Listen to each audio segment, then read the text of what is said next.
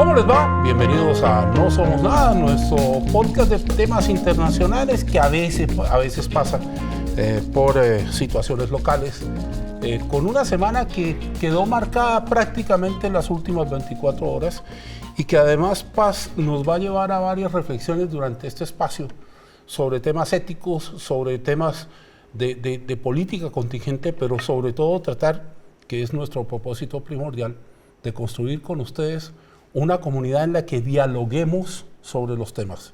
Eso se vuelve un mantra cuando uno lo dice, pero es el objetivo que tiene este programa, que de pasada tengo que decirle que no corresponde lo que Paz o yo digamos a la línea editorial de Canal 13 y que por eso mismo lo que Paz y yo decimos nos toca a cada uno si es el caso. Paz, ¿cómo estás? Buen día. Bien, ¿cómo estás tú, Carlos? Bien, estoy revisando cosas, como decía mi profe de periodismo, que cuando decía que cuando uno quería hablar tenía que revisar.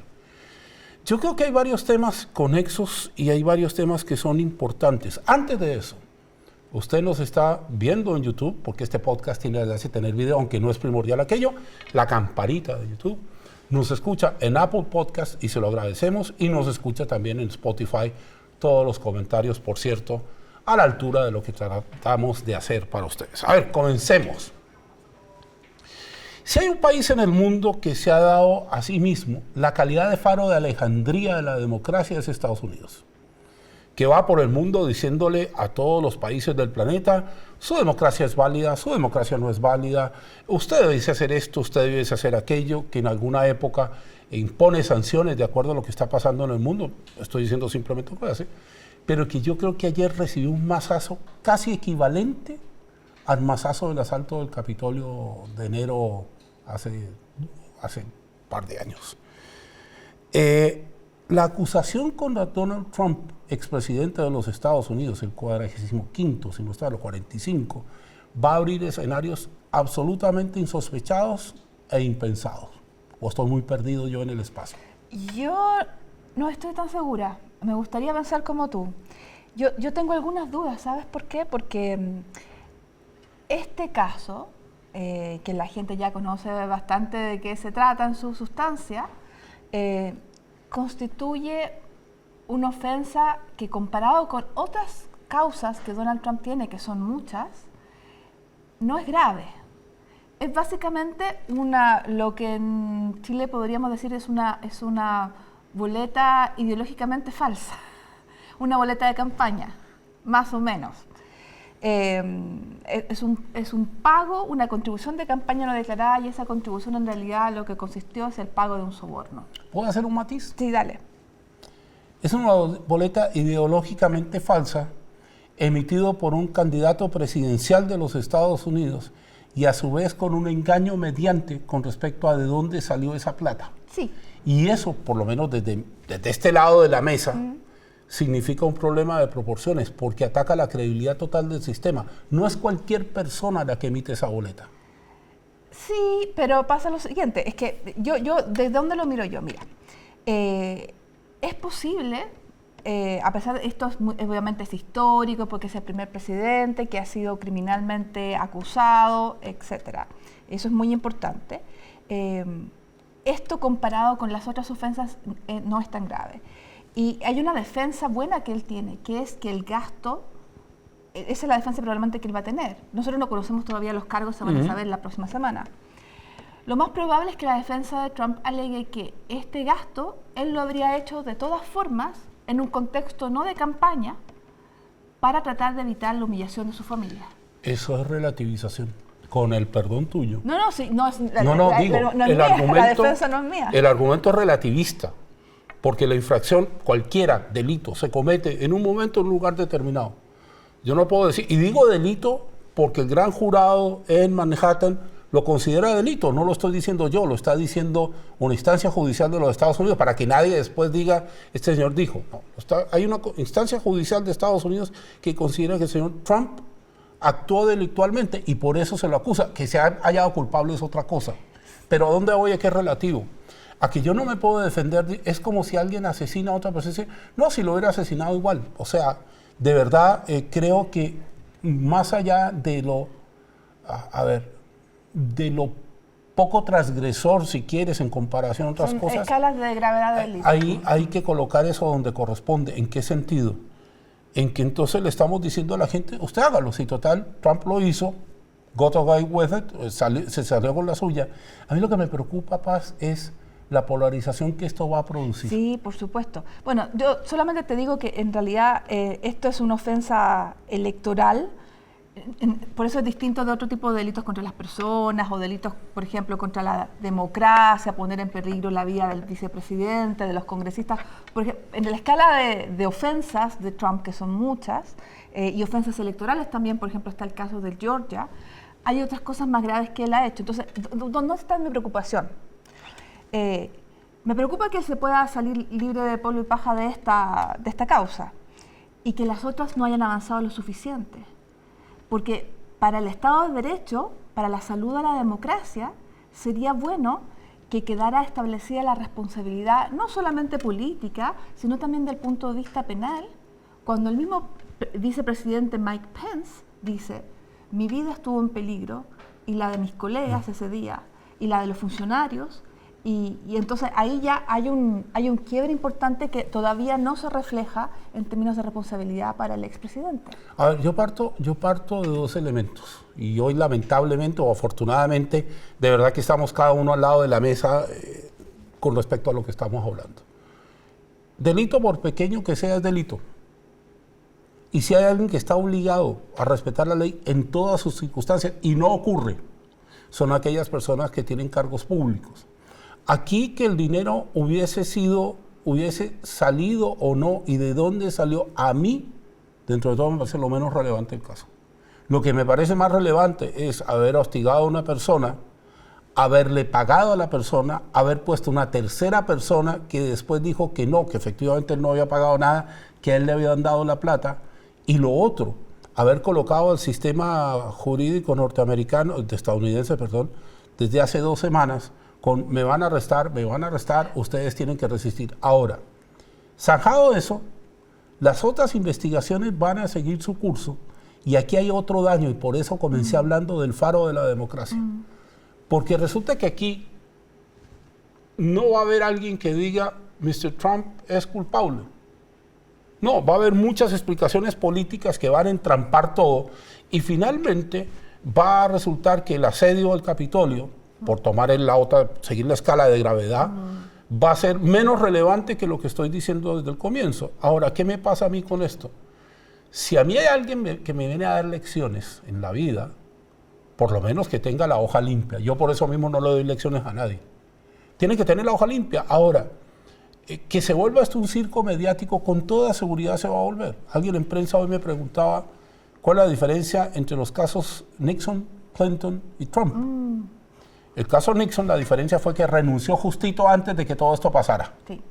Ya.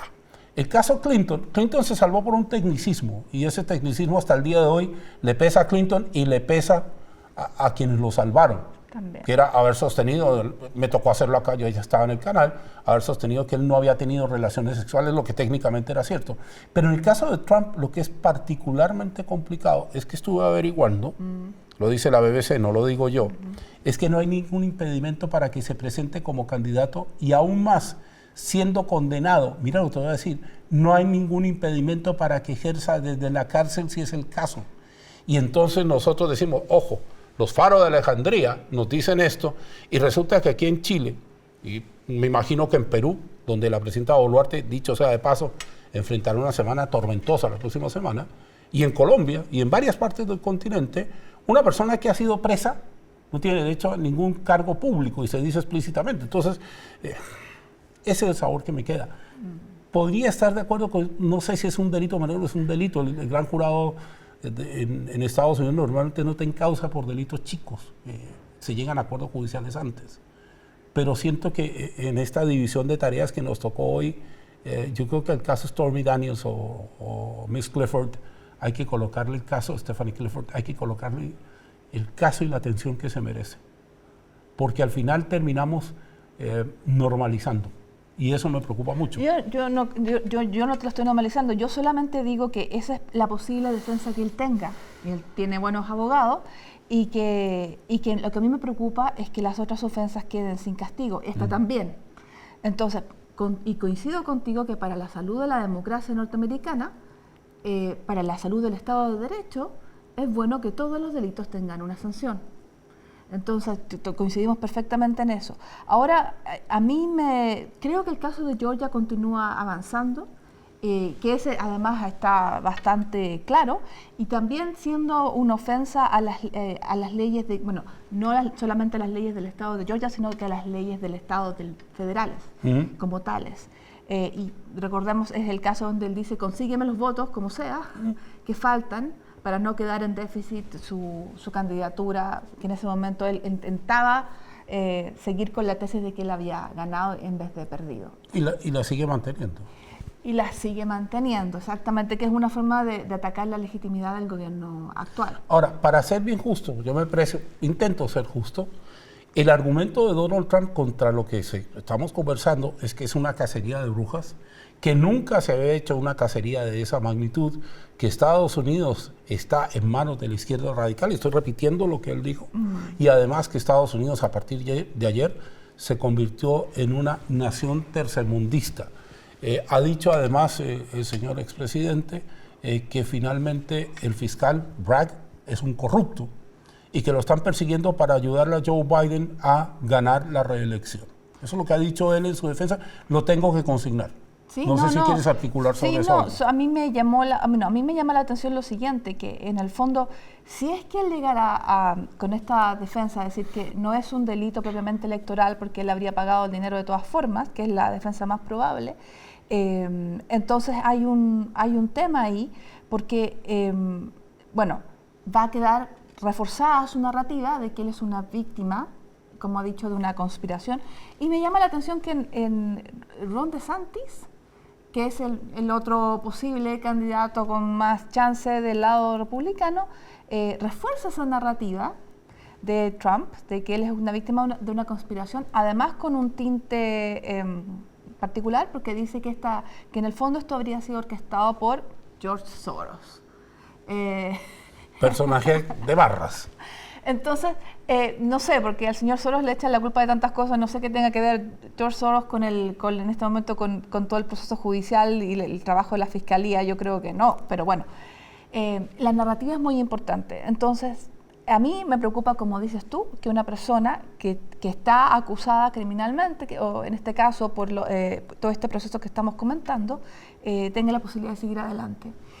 Y realmente el daño que se busca hacer acá, o el daño que se puede obtener, más allá de cómo avanzan las cosas legalmente, hay un daño reputacional. Y en ese caso al señor DeSantis tal vez le convendría. Yo quiero dejarlo hasta acá, porque tampoco quiero que se nos vuelva un diálogo sobre Donald Trump. Tampoco quiero que usted entre a tratar de interpretar si es que estamos a favor o en contra, porque ese no es nuestro trabajo. Lo cierto del caso es que son señales que preocupan. ¿Cómo es preocupante el segundo tema de hoy?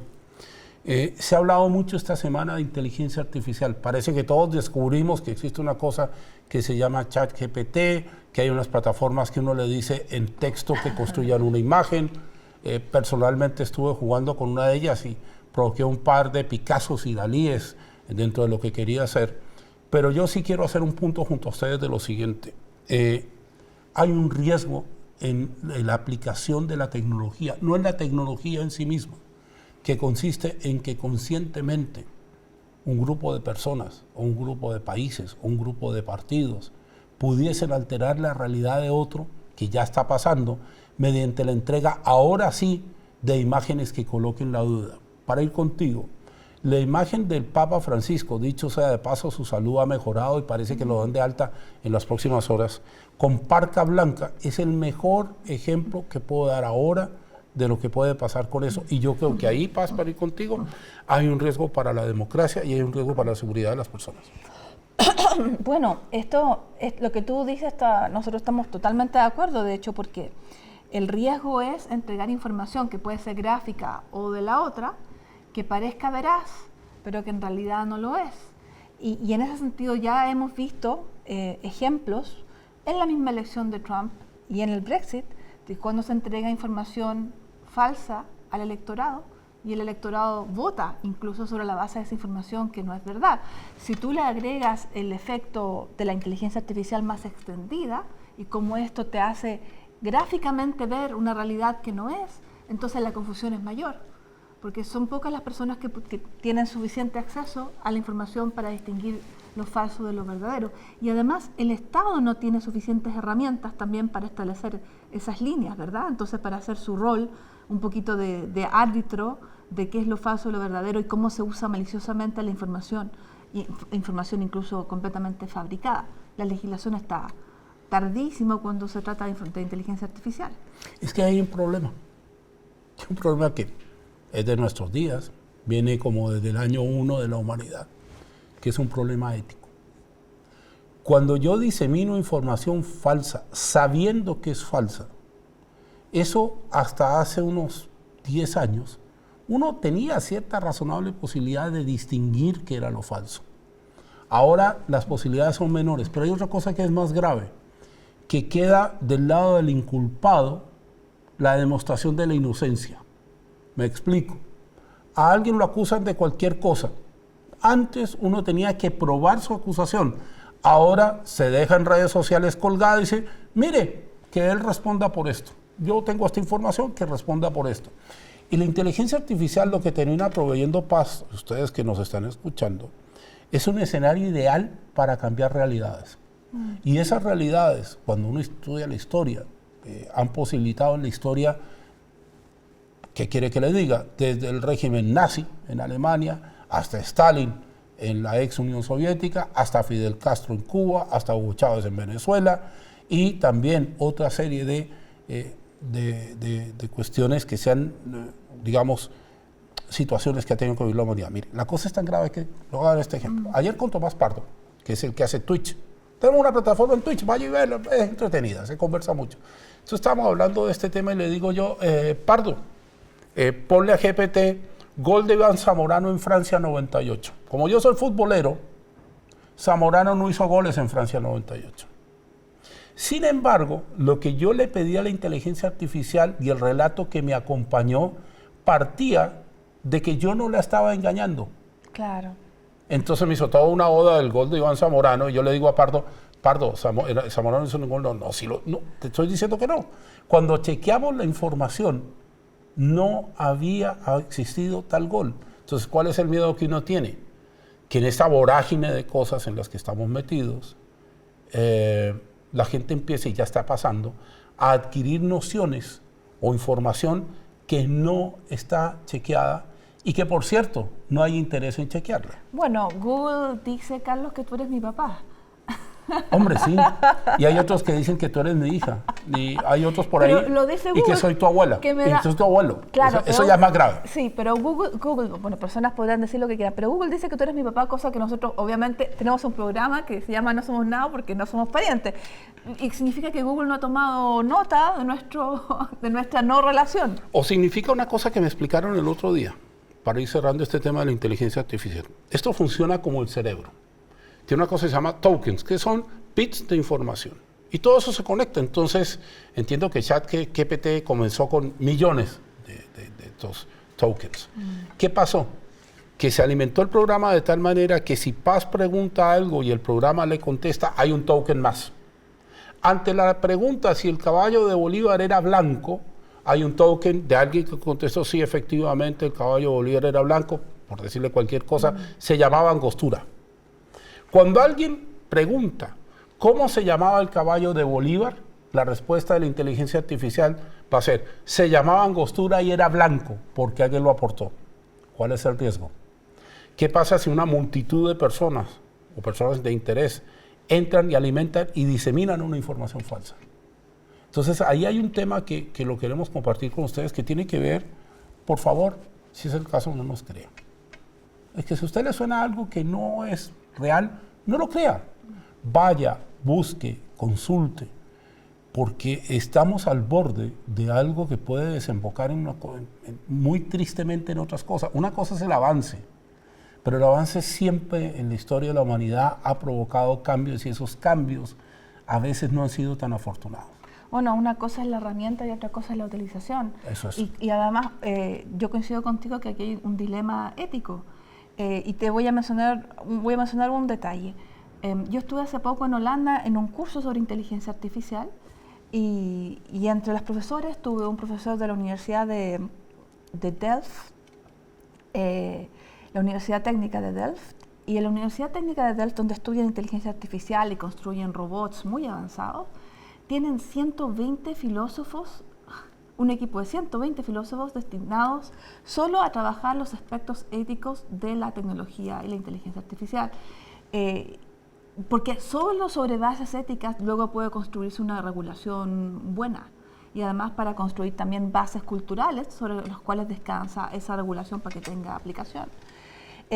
A mí me llama la atención porque es una forma de pensar cómo normar una nueva realidad que parte sobre el pensamiento y no simplemente sobre una decisión de los legisladores aislados de cómo funciona el pensamiento humano.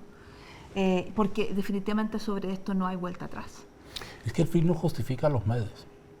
Y una de las cosas que uno tiene que pensar, como decía Cambalache, este siglo XX desordenado y feliz, hay mucha gente que cree que el fin justifica los medios. Yo soy de los anticuados que dice que el fin no justifica los medios y que los medios, entendidos nosotros, tenemos la obligación de transmitirle a usted sobre los peligros que se puede enfrentar. Definitivamente, y para cerrar ese punto, el peligro de esto es que la inteligencia artificial en cierto punto funciona por sí sola, es decir, toma los datos y luego eso despersonaliza, deshumaniza el resultado. No es que el resultado lo dio la máquina. Entonces, y aunque el resultado sea falso, sea malo, sea negativo, afecte a alguien, entonces no hay responsabilidad. Si es una máquina quien entrega el resultado, no hay cómo atribuir responsabilidad y nadie paga si se comete un daño a alguien. Lo mismo que le decían a uno de niño, lo vi en la televisión, y la televisión se convertía en el gran árbitro. Entre otras cosas, ayer en este Twitch con Pardo apareció algo y dice, no, mire, yo ahora los informes se los encargo al chat GPT. Y yo le hice la pregunta del millón, reconozca. Pregunta número 13. En el 13, usted le dice a su jefe que usted consiguió esa información a través de una plataforma artificial y que usted lo único que intervino fue formulando la pregunta y traspasando la información. Todavía estoy esperando respuesta. Y eso finalmente sintetiza la forma en la que yo me coloco ante el fenómeno. Tanto así que cuando publiqué las obras de arte, dije, esto es inteligencia artificial y corresponde a esto y aquello. Oigan, hoy estuvo rico el programa hoy. Estuvo bueno, sí. Empezamos separados y terminamos más o menos juntos, lo cual es bueno. ¿Alguna consideración final para esta semana? Sí, quisiera destacar, dos noticias en realidad que están conectadas. La primera visita al extranjero del rey Carlos III a Alemania, como una forma de reparar las relaciones entre los dos países, entre el Reino Unido y el bloque europeo post-Brexit. El Reino Unido sufrió grandes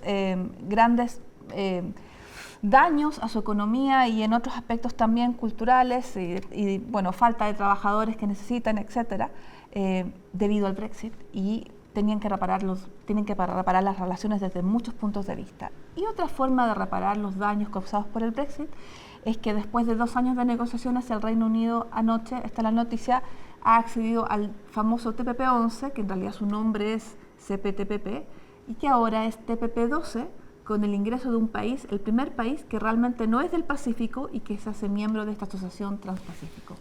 Lo cual nos lleva a la eterna reflexión aquella de que los mercados son lo que los hombres crean y no lo que la geografía entrega. Correcto, muy correcto. Y es la esperanza del gobierno de Sunak, es que esta asociación con una región a la cual ellos geográficamente no pertenecen, les ayude a compensar el déficit de su economía, que es bastante severo. Bien, a nombre de Manuel Roa, que está acá arriba en el switch, a nombre de nuestros compañeros que están abajo, ponen la mesa, los micrófonos, a nombre de Paz Zárate, soy Carlos Zárate. Este fue, si yo no estoy mal, el episodio 24 de No Somos Nada. Esperamos sus comentarios, que estén muy bien, buen día. Hasta la próxima.